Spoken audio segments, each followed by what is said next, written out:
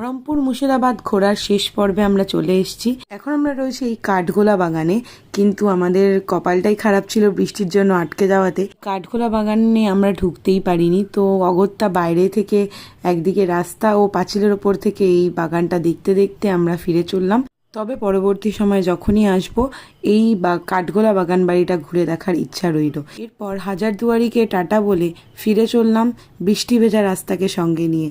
এরপর আমরা এসে পৌঁছালাম মতিঝিল, এবং অন্ধকার হয়ে গেছে, তোমরা দেখতেই পাচ্ছ। দূর থেকে সেরকম কিছু দেখা যায়নি, কিন্তু আমরা কিছুক্ষণ ছিলাম মতিঝিলে, অল্প আড্ডা হচ্ছিল ওখানে। তো জায়গাটা আমার খুবই ভালো লেগেছে। ফিরে এলাম বহরমপুরে, আরো কিছু বন্ধু বান্ধব যোগ দিল আমাদের সাথে। কেন কলেজের পাশে সেই বিখ্যাত চা এবং বন্ধুদের আড্ডা চললো অনেকক্ষণ।